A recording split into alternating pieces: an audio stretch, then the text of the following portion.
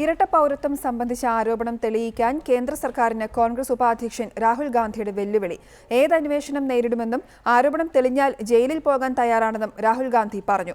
അതേസമയം രാഹുൽ ബ്രിട്ടീഷ് പൗരത്വത്തെ സംബന്ധിച്ച് പുറത്തുവന്ന രേഖകളിലുള്ളത് പരസ്പര വിരുദ്ധമായ വിവരങ്ങളാണ്.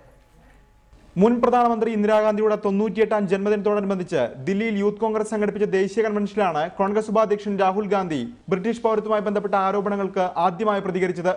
സുബ്രഹ്മണ്യൻ സ്വാമി അടക്കമുള്ള BJP നേതാക്കൾ ഉന്നയിക്കുന്ന ആരോപണത്തിന് മറുപടി പറഞ്ഞ രാഹുൽ ഗാന്ധി ഏത് അന്വേഷണവും നേരിടാൻ തയ്യാറാണെന്ന് വ്യക്തമാക്കി. അന്വേഷണ ഏജൻസികൾ കേന്ദ്ര സർക്കാരിന്റെ കൈവശമാണുള്ളത്. ആരോപണം തെളിയിച്ചാൽ ജയിലിൽ പോകാൻ തയ്യാറാണെന്നും മോദി സർക്കാരിനെ ഭയമില്ലെന്നും രാഹുൽ ഗാന്ധി പറഞ്ഞു.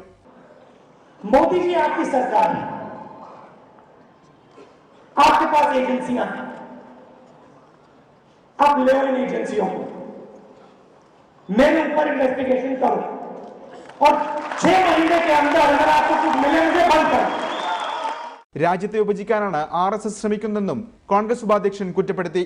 അതേസമയം രാഹുൽ ഗാന്ധി വെല്ലുവിളിക്കേണ്ട കാര്യമില്ലെന്നും 2G spectrum, Commonwealth games, Robert Vadra തുടങ്ങി നിരവധി കേസുകളിൽ അന്വേഷണം പുരോഗമിക്കുകയാണെന്നും BJP വക്താവ് ഷാനവാസ് ഹുസൈൻ പ്രതികരിച്ചു. രാഹുൽ ഗാന്ധിയുടെ ബ്രിട്ടീഷ് പൗരത്വം സംബന്ധിച്ച പുറത്തുവന്ന രേഖകളിലുള്ളത് പരസ്പര വിരുദ്ധമായ വിവരങ്ങളാണ്. ബ്രിട്ടനിൽ രജിസ്റ്റർ ചെയ്ത രാഹുലിന്റെ കമ്പനി നൽകിയ ആദായ നികുതി രേഖകളിൽ ഒന്നിൽ ബ്രിട്ടീഷ് പൗരനെന്നും രണ്ടാമത്തേതിൽ ഇന്ത്യൻ പൗരനെന്നും രേഖപ്പെടുത്തിയിരിക്കുന്നു. എന്നാൽ മൂന്നാമത്തെ രേഖയിൽ ബ്രിട്ടീഷ് എന്ന് എഴുതിയത് തിരുത്തി ഇന്ത്യൻ എന്നാക്കിയിട്ടുണ്ട്.